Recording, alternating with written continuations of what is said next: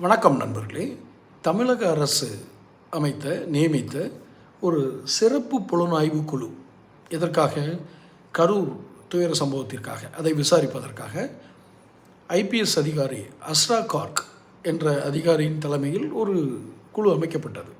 அதற்கு பின் உச்சநீதிமன்றம் தனியாக ஒரு குழுவை அமைத்ததனால் சிபிஐ வசம் இது போய்விட்டது என்பதால் இவர்கள் இதுவரை இப்போ 2-3 நாளாக என்னமோ அவங்க நியமித்ததுலேருந்து கிடைச்ச தகவல்களை நீங்கள் சிபிஐயில் ஒப்படைச்சிருங்கன்னு சொல்லி கோர்ட்டு உத்தரவு போட்டாச்சு. இப்போ நேற்று இந்த ஆவணங்கள்லாம் எரிக்கப்பட்டது அப்படின்னு ஒரு தகவல் பரவியது. இது அஸ்ரா கார்க் தலைமையில் சேகரிக்கப்பட்ட ஆவணங்கள், அவங்க விசாரணை நடத்தியிருப்பாங்க இல்லையா, அந்த ஆவணங்கள்லாம் எரிக்கப்பட்டது. அதை எரித்ததை பார்த்துருக்காங்க, அல்லது இதில் எரிஞ்சு போச்சு ஆவணங்கள்லான்னு சொல்லியிருக்காங்க.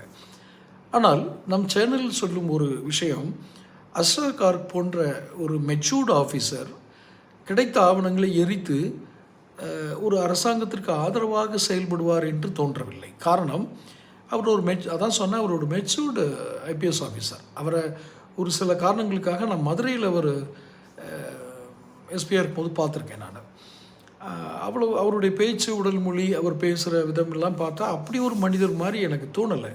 அதையும் கடந்து ஒரு மனிதரை கொஞ்ச நேரம் பார்த்துட்டே நீங்கள் முடிவு பண்ணிடுவீங்களான்னு கேட்டிங்கன்னா அதுக்காக அல்ல.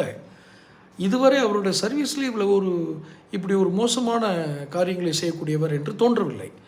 ஒருத்தருக்கு கிடைச்சிடக்கூடாதுங்கிறதுக்காக தாண்ட கிடைச்சதெல்லாம் எரிச்சிருவார் அப்படிங்கிற மனப்பாங்கு உள்ளவர் மாதிரி தெரியவில்லை. ஆனால் அதே சமயத்தில் நமக்கு எழும் ஒரு சந்தேகம் என்னவென்றால், ஒரு சிறப்பு புலனாய்வு குழு தன்னிடம் இருக்கும் ஆவணங்கள் எல்லாம் எரிந்த நிலையில் இருக்கும் ஆவணங்களை, அல்லது இந்த ஆஃபீஸில் தீ பிடிச்சதா இல்லை இவங்க எரிச்சாங்களா, அது வேற.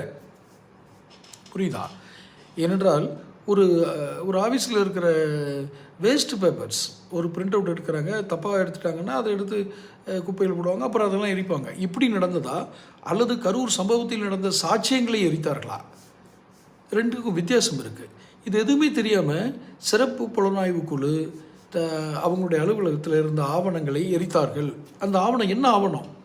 கரூர் துயர சம்பவத்திற்காக அவர்கள் விசாரித்த ஆவணங்களா, அல்லது ஏற்கனவே அந்த அலுவலகத்தில் இருந்த ஆவணங்களா?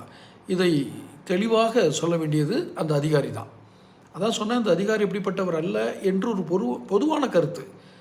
ஆனால் இந்த விஷயத்தில் அவர் தன்னுடைய இந்த கேள்விப்படுற விஷயங்களை அவர் கொஞ்சம் தெளிவாக விளக்கிட்டால் அவர் மேலே இருக்க அதே நன்மதிப்பு உயரும் அல்லது தொடரும்.